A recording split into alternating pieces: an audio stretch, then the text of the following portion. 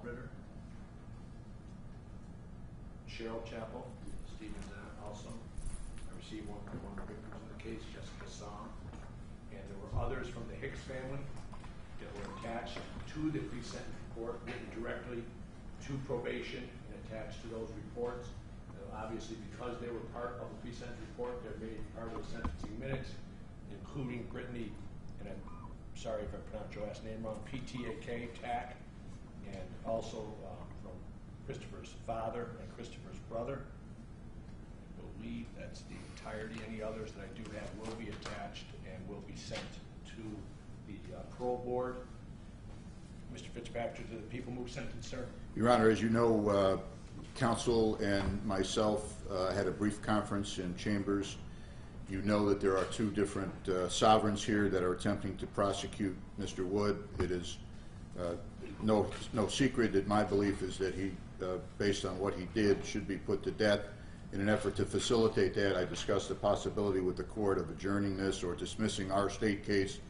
The consensus in the room was, and more importantly, the opinion of Your Honor was that there is no legal reason to stop sentencing. I understand that, and the people move sentence.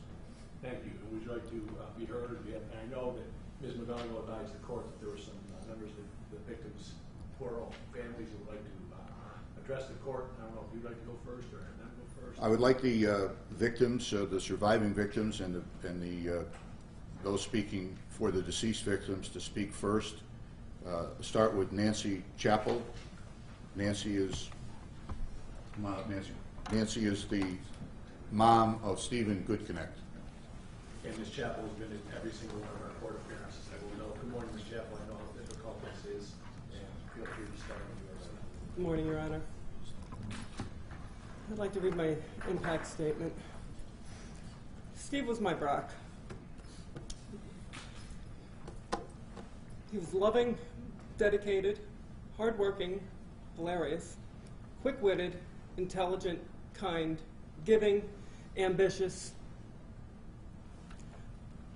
Most of all, he was a caregiver to his father.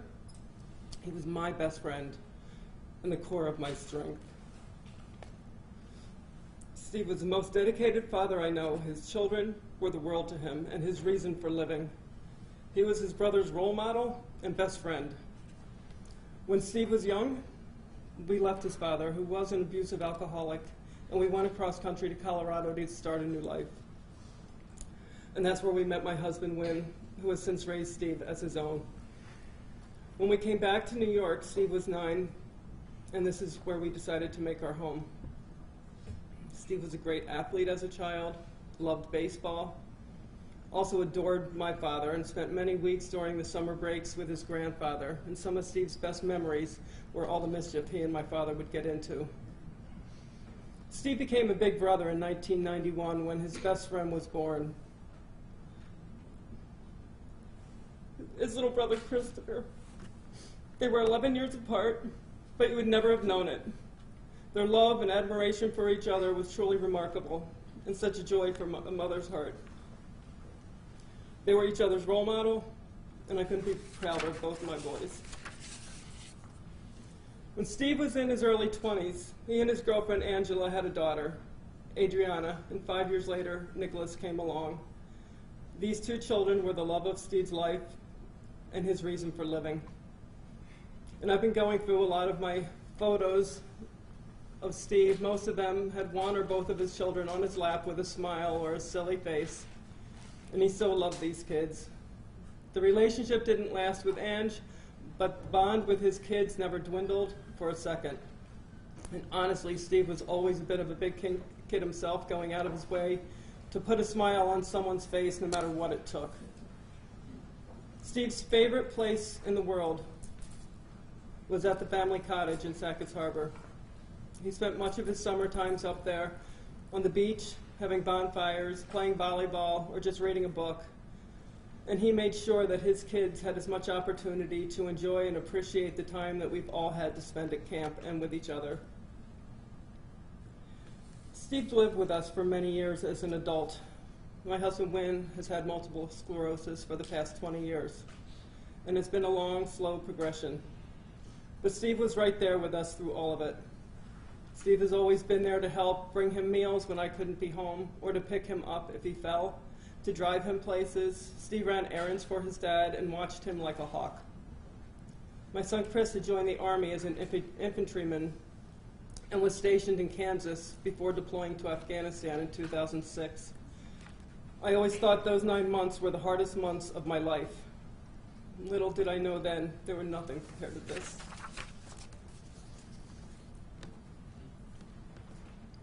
But Steve was always there for me. It was almost like we worked as a tag team to take care of his dad, Win. He lessened the weight I was carrying on my shoulders without a second thought. It was just his nature and his character to help whenever and whoever he could, and especially his family. In 2018, started off with Steve and his brother Chris getting a house together, and Steve had just become the custodial parent for his 2 children. He was now raising 2 kids while working full-time at Chili's as a kitchen manager. He had an outstanding work ethic, and he was a devoted employee and truly loved what he did as well as being very good at it. His goal was to become a general manager of a restaurant of his own so that he could give his kids the life that he wanted to give them. His children were what drove him to work hard and to succeed. His life was just coming together, and everything was just going right for him. Steve had worked in the food industry most of his life. He has tried other things, but kept going back to the restaurants. And when he talked about cooking or recipes, he would light up like a light bulb. It was truly his passion. Most holidays were spent at my house, and he would always come into the kitchen to help me out. He would flip his ball cap around so that the brim was on the back of his head and get to work, and we would start to run the kitchen. This is who my son was. He was my rock. He was my best friend. He was a son any mother would be proud to have. He was a father who loved his kids more than life itself. He was a brother and a role model. He was an uncle, he was a nephew, he was a coworker, he was a cousin, and why am I saying was? This cowardly, disgusting act of violence that was carried out by William Wood was totally despicable and unnecessary. This has shattered our family and our community. To have to wake up and tell my 14-year-old granddaughter that her father was murdered and listening to her screams, those screams will be embedded in my head forever. To call my son Chris, who left for a 1-year deployment 3 weeks prior, to tell him his role model was brutally murdered is the most heart-wrenching task a mother can do. Chris came back for 2 weeks, but still chose to go fight for his country. This is what a man does. And this is what a man does for his family and his country. I'm so proud of him, but I can't even put into words the feeling of having one son deploy and the other being brutally murdered at the same time. I have only 2 boys. It is truly unbearable, and I am sure most women would crumble, but I am not most women. The days, the weeks, the months that have followed, finding out more and more about how horrific Steve's last night played out, all while trying to keep it together so I could plan his memorial service, take care of the house that he and Christopher rented, his car, the lawyers, the paperwork, the phone calls, the workman's comp, the becoming the custodial parent to his children, still needing to work and care for my husband. I feel I haven't had time to grieve yet, and I truly haven't. And I was devastated once more when I was fired from my job due to my new life's responsibilities. I have worked in my field over 30 years. I have taught for 14 in my field, and I have never been fired in my life. I honestly don't feel I can just go out and find a new job right now. Not now, not with 5 court cases for this pack of animals involved in my son's murder. I promised myself and Steve that I will be there for all of them, and I will be his voice since they silenced his.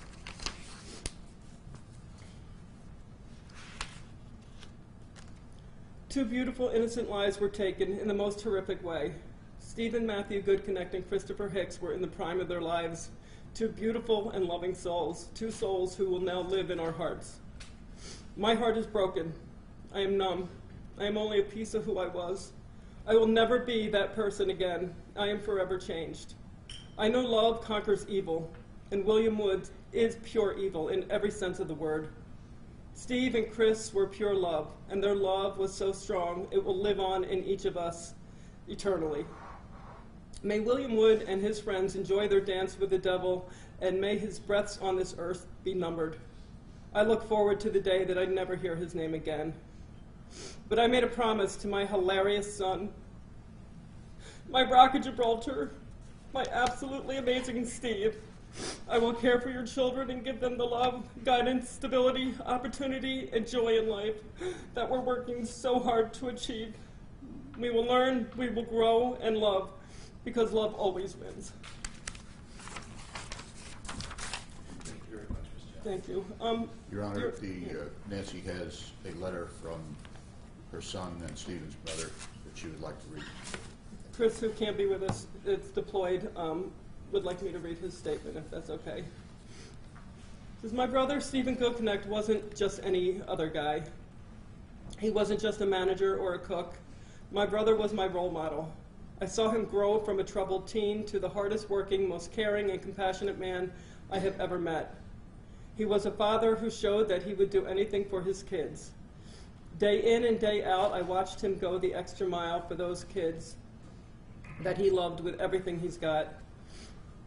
I couldn't help but be proud of him. Steve literally taught me everything I know. He was who I went to when I had an issue. He was my blunt voice of reason that I needed to keep going. The love I have for Steve can't be replicated, and I know for a fact there are a large number of people who feel the exact same way. See, what the defendant doesn't understand is that he didn't just take Stephen Goodconnect and Chris Hicks. They took a father from his two amazing children, two children who idolized their father because they saw how hard he was working to support them. And when he wasn't working, he was giving them his full attention. I hope he is haunted by those children's faces every time he closes his eyes. I know that because of his selfish, despicable actions, two amazing kids are never going to be able to see their father again. Those kids can never hug their father, play catch, or watch football with him.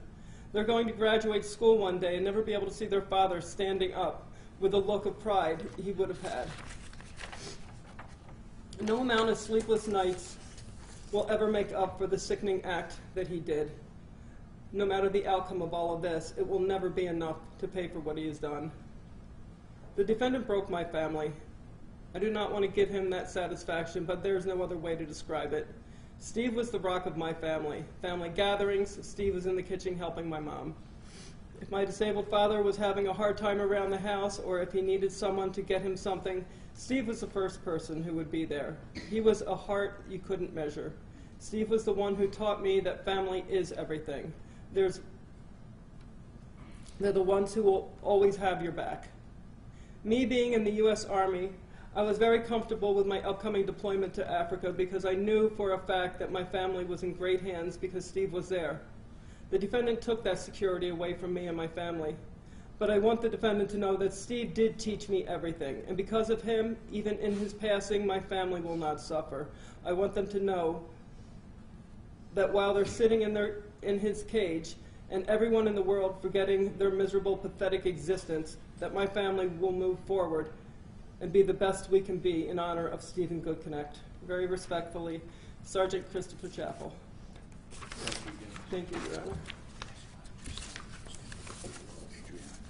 Okay. Your Honor, next is Adriana Goodconnect, Stephen's daughter.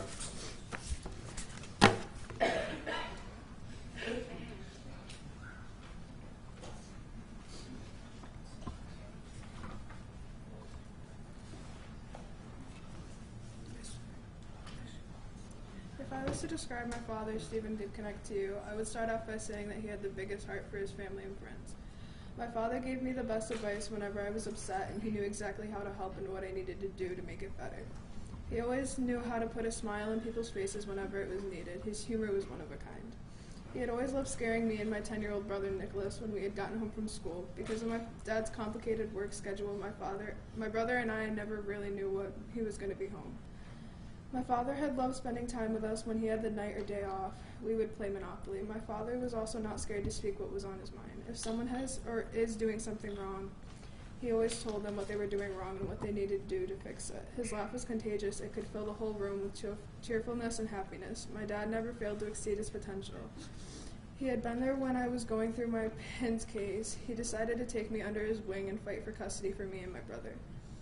He had finally gotten custody over my brother Nicholas and I. Although we were definitely a lot to handle, my father had always found a way to keep us happy. There are so many things that I miss terribly every day. The long car rides my father would teach me the history of rap and the long feuds the rapper Eminem had with other people. We used to go to Oswego where my mother lives, and in the car me and my father used to always have long, deep conversations. I remember when my father and I were on our way to camp, which was on Lake Ontario, and we had a long conversation about what I wanted to do when I got out of school. With my father's rough past, he was thrilled to hear that I had already been thinking about college and that I know what I wanted to do. He told me how much he supported me. That conversation I will never forget. One of the free days my dad had off, we watched the movie It. Of course, with him knowing I didn't like clowns whatsoever, he took every last chance he could get to make me jump. He had gotten my brother a pillow and book that had said, "I love you to the moon and back." My father had gotten me a necklace that said, "I love you to the moon and back" as well. After we had received those heartwarming gifts, that was our staying a week or two before my dad's horrific death. We had the day off, so I wanted him to relax, so I made him spaghetti for dinner. He absolutely loved it. He used to always tell me and try to teach me how to cook. My father loved the kitchen because that was a safe haven. He was always there making something for us new to try. That night, my father and I had gotten into a big argument, and the last words I heard from him were, "I love you, princess. I'm not mad. We will talk in the morning." Little did I know the nightmare had just begun. I had fallen asleep, expecting to wake up to my father. Instead, I had waken up to the news that would change my life forever. Never have I thought something like this would happen because the chances were too slim, but clearly not slim enough. At 5:30 a.m., I woke up to my grandmother telling me that my father had been in an accident and won't be coming back, but it was not an accident. My first instinct was to scream for him, praying that this was all some sick prank, and he was just still here in the other room. That pain and shock is something I will never forget. That morning replays in my head forever. My father and I had planned on going to the Kid Rock concert that very night. That's all I wanted for my birthday, was to go to that concert with him. But it was supposed to rain, so we decided against it. If only we could have known it would have been safer there than his own work.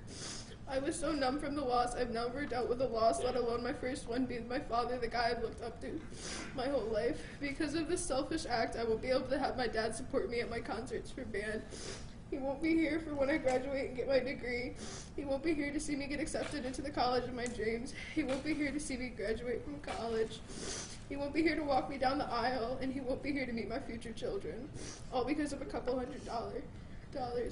It hurt so much to wonder what was going through my dad's head that night, the fear he probably felt. He didn't deserve to go out this way. He's not completely gone, though. You can't get rid of such a beautiful soul, because his blood still runs through my brother's and my veins. He lives on through my brother and I. He may not be here physically, but if there was one thing my dad believed in, it would have been to stand up for what you believe in and take the chances. So here I am honoring my father, the only guy I've ever looked up to. These past 8 months, I have gone through 3 different therapists due to trust issues. I have been experiencing major mood changes, and I've been told it's just due to grief, which has caused me to lose some of the people closest to me. But at the end, it's just made me surrounded by the most uplifting community, which has helped me through everything going on in my life. Because my dad was my main source when I needed help, without him it has definitely been difficult to stay on track. From failing classes because it's difficult to stay focused on one thing at once. But when having connections to help me out with my dream job, I have been slowly but surely getting my grades higher so I can achieve the job as a homicide detective. Although as devastating as this may be to my family and I won't let the evil win. Love defeats hate any day. That has been a lesson I have to learn. No matter how angry I get at times, I always find peace when talking to my father, as if he was still listening. Sincerely, Adriana. Adriana, thank you very much. Very sorry for your loss.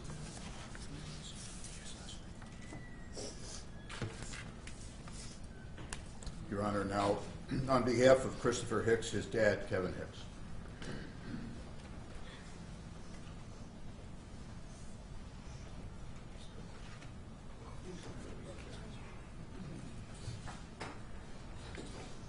Mr. Hicks, good morning.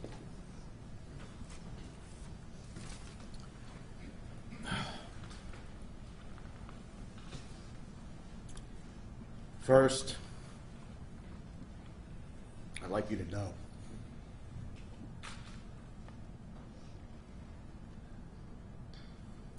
the pain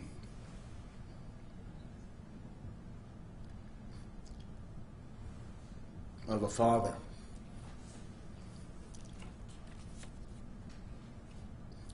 writing the eulogy for his son. It's unbelievable. And then delivering it to a packed house for a son that, if you ever spoke to him, he didn't think he had many friends.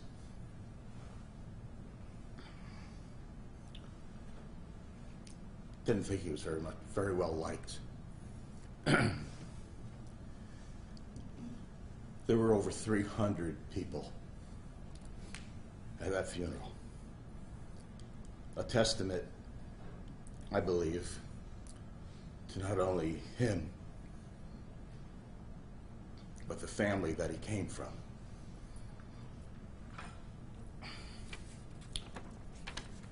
Now I've got this statement to read,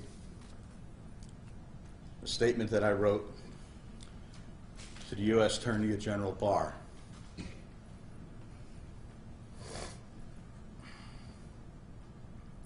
I am Christopher Hicks' father, and my son was a fine young man with a brilliant future, which is just getting started. He spoke recently to me of starting a life with his girlfriend, which really surprised me because we never spoke about things like that.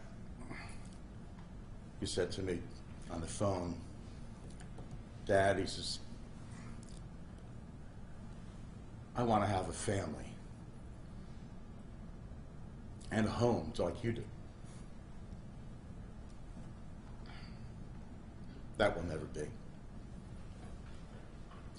We adopted Chris at 2 days old, born January 11th, 1989, after waiting 9 years for an adoption to come through. Needless to say, he was the apple of my eye, along with his younger brother, Ken, adopted 7 years later.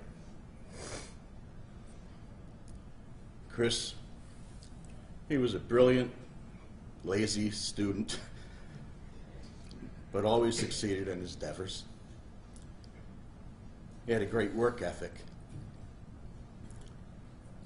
and worked hard for everything he had. Never afraid to work a second job, maybe some more hours, get some more, to pay his bills. He always kept his sense of humor, which he says he got from me. I can't believe that. He was taken away from us in such an evil way, which has devastated me and my family. Not a day goes by without tears of agonizing loss and pain, knowing that he met death in such an unimaginable way. This man took my son's life without a second thought.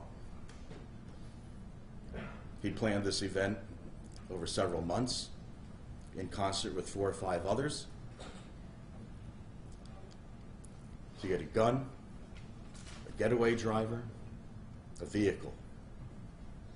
He went into Chili's that night determined to rob and kill anyone and everyone there at the time. I wonder if Chris and Stephen weren't the target all along.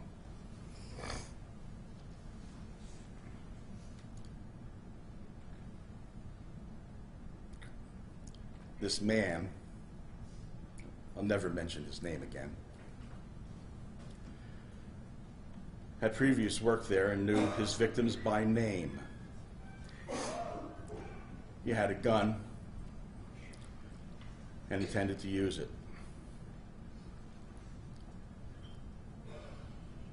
Had his gun not jammed, there would have been 4 dead.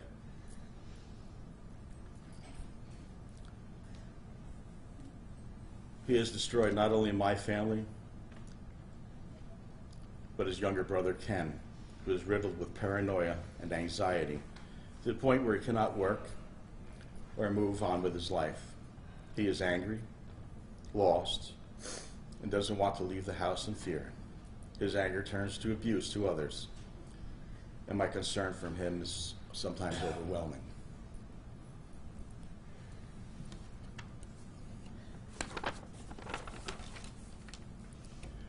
If not for the support I received from friends and family, I may have cracked as well. Chris's girlfriend, Elaine, and family are equally devastated and lost. At one point, Elaine had said to me, "How can I believe in Jesus when this happens to Chris? Such a good person." My only answer to her was to believe God exists. You know the devil must exist as well. And when I see an image of this man, I see the face of evil. I cannot imagine the fear and the terror Chris and Stephen must have endured. I'm told Chris lived another 45 minutes, dying in the ambulance en route to the hospital, shot in the head. What was he feeling? Was there pain? What was he thinking? I'll live the rest of my life with these questions. Elaine had just left the restaurant a while before the attack, and he was to meet her at the apartment when he was finished that night. It angers me that this evil, cold-blooded killer should live the rest of his life in prison, 3 square meals and a cot. His victims are left dead and mourned by their loved ones forever, trying to put their lives together without Chris and Stephen. I also think about the other 2 victims who survived only and only because the gun jammed. If that gun hadn't jammed, imagine what we'd be doing today.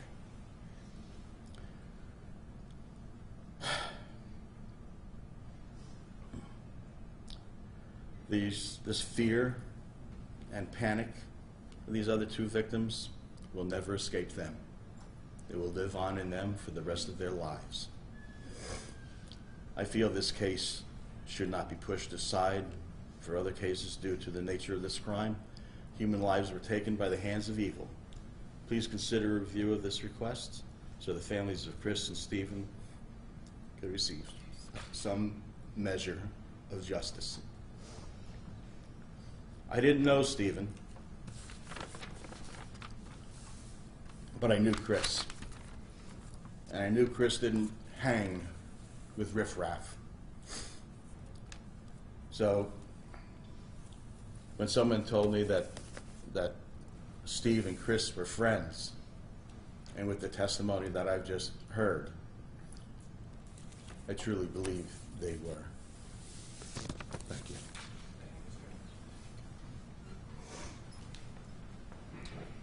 Your Honor, speaking further on behalf of Christopher, the love of his life, and his girlfriend, Elaine Pelletier.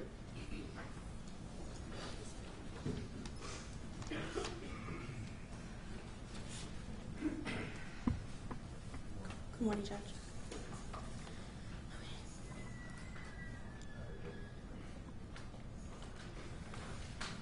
I remember the night of September 14th, 2018 in my mind vividly. Chris and I were discussing our plans for our first Saturday off together we had in weeks. I looked up at him and said, "Can we get married tomorrow?" We both giggled, he kissed me on my forehead, and we went back to work. Chris was closing that evening as he did every Friday with Jess. He was milking the clock, chatting, and sweeping every last crumb off the floor. I was nagging at him to hurry up and finish his work. We had plans tomorrow. When I was almost finished, I decided that I would meet him at home. As we kissed goodbye, I said, "See you in 45 minis?" He said, "Yes, 45 minis." The next thing I knew, it was just after midnight. I was standing in my towel, fresh out of the shower, receiving a call from Jess, frantic and out of breath. "Elaine, Chris and Steve were just shot." It was Will. I was just there. I could never effectively describe to any of you sitting here today the numbness and sense of shock that went through my body when the doctor looked at me and said, "We did everything that we could, but upon arrival, Chris's heart stopped pumping blood through his body and his pupils were unresponsive. We lost him." The doctor kindly asked me if I had any questions. I looked at him with a blank stare and calmly said, "No, none that you could answer."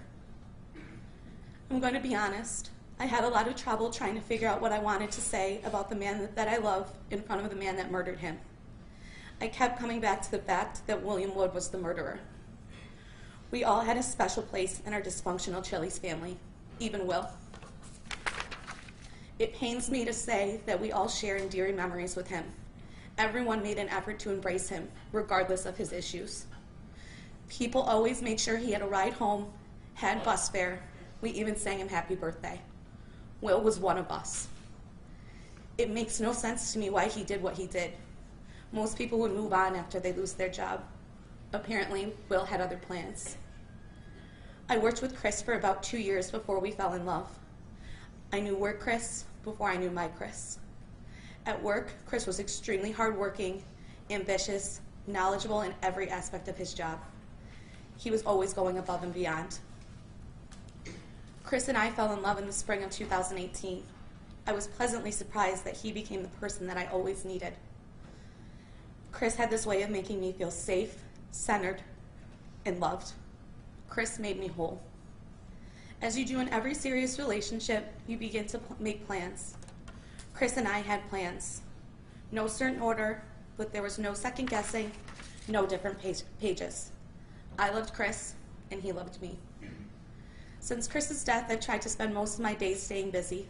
I go to work, I go to school, I come home, I go to sleep. I think of Chris every moment. What would we be doing, and how would my life be different? I will never know. The chapter we had written has been erased. Something Chris always said to me is, "I just want you to be happy," which honestly freaks me out now, the way everything has played out. Chris would never want me to harp on the fact that he's gone. He may not be here with me physically, but he will forever resonate in my heart and spirit. Eventually, all this attention, all of these camera crews will dissipate. Journalists will find another story, and people will move on. But everyone affected by this tragedy will feel the rippling effects of the rest of our lives. Thank you. Your Honor, speaking on behalf of herself and Marcus as the two survivors is Jessica Sung.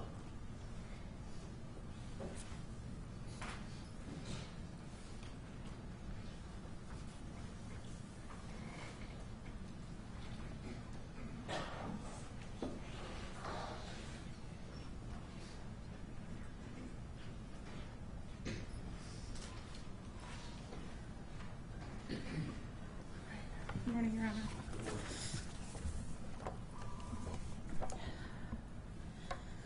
On September 15th, 2018, I lost two of the best men I've ever known, and my own life was almost taken. Laying there helpless and watching my two friends get executed was like being in a nightmare. Then to have the gun to the back of my head, thinking my life was over, is nothing that anyone should ever have to experience. I am thankful that the gun jammed, but in those few seconds, I was the most scared I've ever been. Once I got into the office, it was hard getting my head straight to call for help. As I spoke with the 911 operator, I just held Steve's hand saying help is coming, but it was too late. Holding his hand as he passed away was devastating, and it still breaks my heart every day. Help arrived moments later, and I had to come out of the office to the horror of Chris dying as well. The guilt I have every day that I survived is immense, and it is hard for me to face Chris and Steve's family because of my guilt. They were two great men that didn't deserve this. Chris meant a lot to me. I could talk to him for hours about everything. His personality was very unique. He had a very witty, sarcastic sense of humor that you definitely had to get used to, but once you did, you found he had the best heart. Steve was an amazing friend as well. I had a great deal of respect for how he stepped up and took over as a single father. He always impressed me the way he poured his whole heart into every aspect of his life. Chris and Steve were special and rare, and it is so unfair that they are gone. Not a day goes by that I don't replay the whole thing, wishing I could have done something to change what had happened. I've lost the ability to be the person I was before. Living with this is extremely difficult, and I never feel safe anymore. However, with the support from my family and friends, I will heal and be strong again, which is what Chris and Steve would want. Lives are changed forever by this senseless act, and all we have now is our memories, and that's what helps me through my bad days. I am grateful that I had the pleasure of having them in my life, and I will never forget them. The sentencing will not bring back my friends, but it will ensure that pure evil will never be able to commit such a heinous crime again. Thank you, Your Honor.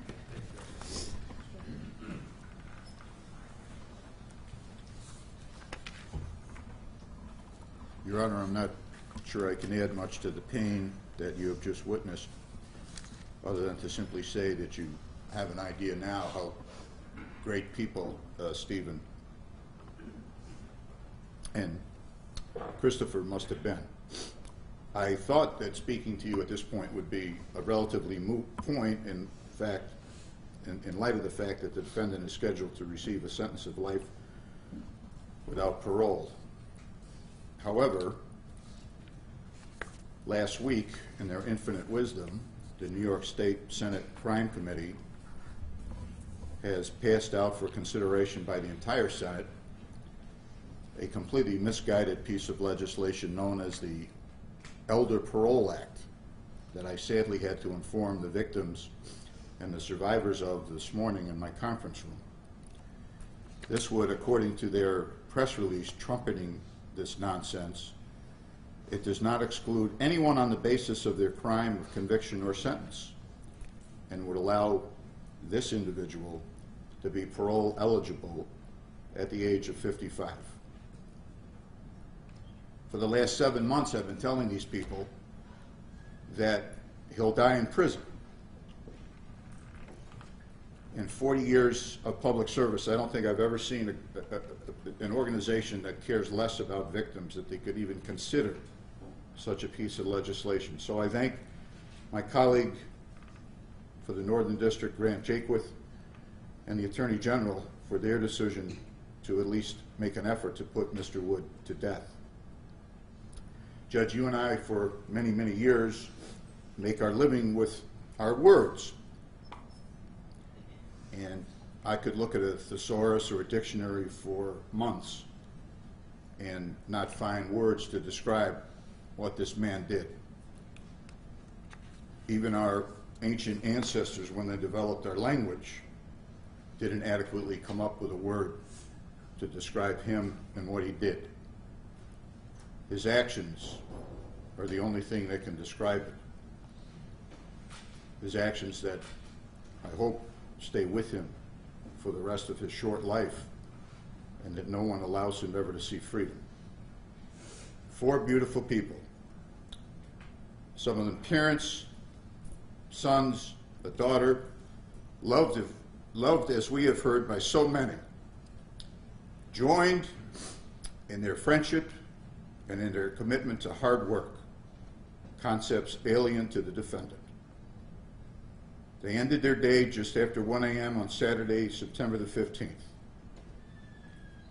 To their shock, they're confronted by a masked man as they attempt to close Chili's and go back to their loved ones.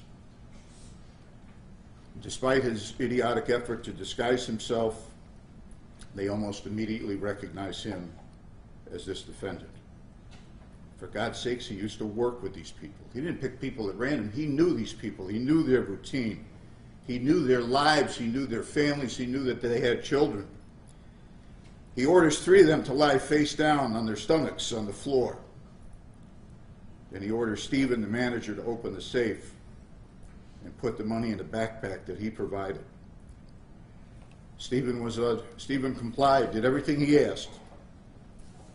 And as Wood should have known, he was unable to open the drop safe. And at that point, Wood pointed his 9mm Luger at Stephen's head and pulled the trigger. Even though he had complied with all of his orders, Stephen fell to the ground mortally wounded. Christopher, Jessica, and Marcus, still lying outside the office, undoubtedly heard the shot. As Kevin said, what was going through their minds? Did they think that Stephen had resisted and been shot? Or, oh my God, was he going to kill us all? Their final thoughts, because of the people they were undoubtedly of their families and their God, while this defendant's thoughts were of homicide and getting away.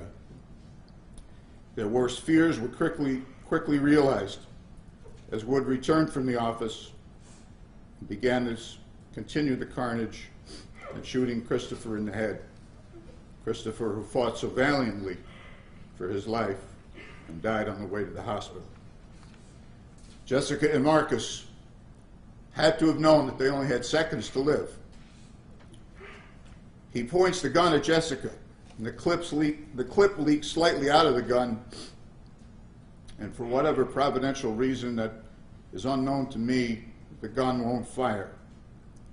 Jessica begs for her life. She flees into the office. Marcus takes advantage of the distracted defendant and flees out the door. And Wood is too stupid to make the simple correction to repair the gun so he could continue his homicidal acts, and he reconnects with his getaway driver and flees the scene. There just aren't any words for that 1-minute description of what he did. As Mr. Wood begins his sentence, and hopefully in the future has a date with a needle and a gurney, let no one be born that would even consider letting him out for elder parole, for compassionate parole, or for whatever insidious, disgusting label some future legislator may attempt to put on it. 2 beautiful young men who are forever in our memories, and 2 survivors whom the good Lord almost has some plans for. On their behalf, Judge, I ask you to impose the agreed-upon sentence and rid our community forever of Mr. William Wood. And I further ask that at the conclusion of those proceedings, you remand him to federal custody. Thank you, Your Honor. Thank you, Mr. Chief. Mr. Coughlin, is there any legal reason to impose sentence this morning, sir? No, Your Honor. Would you like to be heard on behalf of Mr. Wood? Briefly, Judge, ordinarily I would be making remarks on behalf of Mr. Wood in an ordinary case, but this is no ordinary case. As the court is well aware, there is the federal prosecution proceeding, and it's been our determination, given that death, as the U.S. Supreme Court has said, is different, that matter will be receiving close scrutiny for probably years to come. And therefore, it's our opinion that the less said today here, the better, other than at this time, on behalf of all of us, we do extend our deepest sympathies to the victims and their families. Mr. Wood, of course, has a right to speak per the statute. and we've counseled him in this case that we don't believe he should do so today. However, it's my understanding he would like to offer his apologies and his regrets. Please.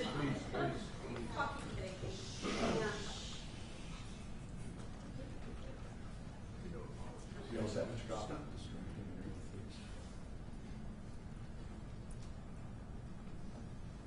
That, of course, is his right, Judge. With respect to Mr.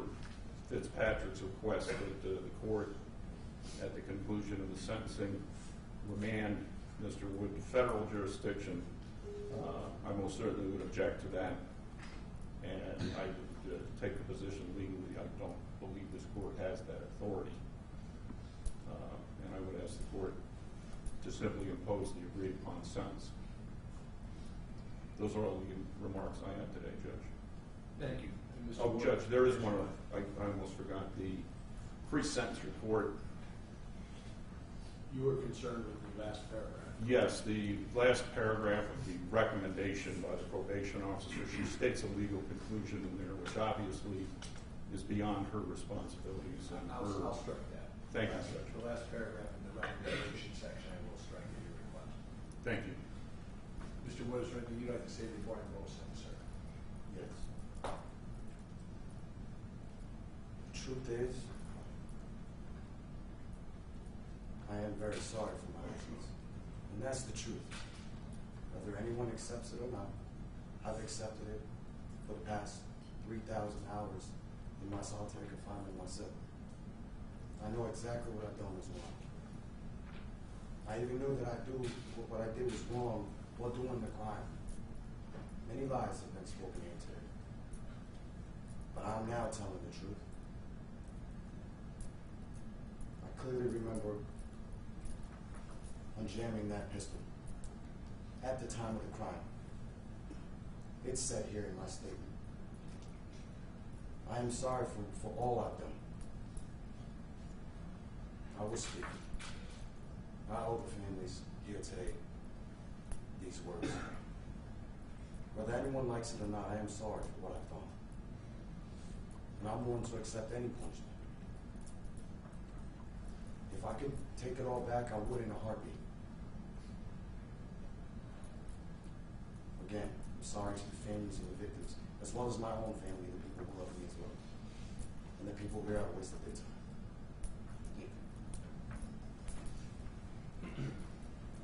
I appreciate the thoughts of all the members of the Nicholas family and Ms. Salm that were able to get up and speak to the court this morning. During the course, since this crime was committed, I've been told about problems, some issues Mr. Wood had while in the Justice Center, some fear that he had while being held in the Justice Center.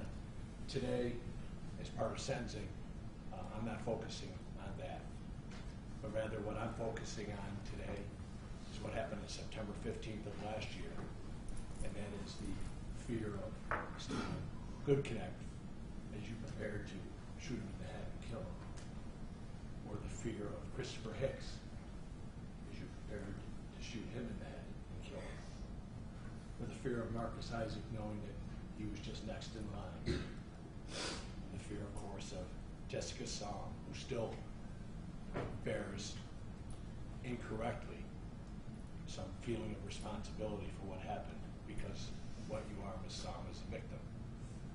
And the thoughts that ran through her head of her family as you attempted to kill her. The fear, of course, of Adriana and Nicholas Goodconnect as they face it every day without their beloved father. I truly believe, Mr. Wood, that you don't have a soul. And whatever heart you have beating in your chest is not a human heart. The sentence of this court, of course, there's going to be a surcharge, there'll be a DNA fee, there'll be a crime victims fee. All sentences will run concurrent. And I am mandated by law to sentence Mr. Wood. I am mandated by the penal law, by the criminal procedure law, to sentence Mr. Wood to the custody of the New York State Department of Corrections. The sentence of the court for the first count, murder in the first degree, is life without the possibility of parole. And I couldn't agree more with Mr. Fitzpatrick that those words should mean exactly what they say. Life without the possibility of parole. Count number 2, murder in the first degree. The sentence is life without the possibility of parole. Count number 3, murder in the second degree, 25 years to life, an indeterminate sentence. Count number 4, murder in the second degree, again, 25 years to life with an indeterminate sentence. Count number 5, the attempted murder in the second degree of the Psalm, 25-year determinate sentence, plus 5 years post-release supervision as a second felony offender. Count number 6, murder in the second degree for Mr. Goodconnect, 25 years to life indeterminate. Count number 7, murder in the second degree for Mr. Hicks, 25 years to life indeterminate. Count number 8, which was robbery in the first degree, is a 25-year determinate sentence, plus 5 years post-release supervision as a second felony offender. Count 9, criminal possession of a weapon in the second degree, 15 years determinate, plus 5 years post-release supervision as a second felony offender. And finally, count number 10, criminal possession of a weapon in the second degree.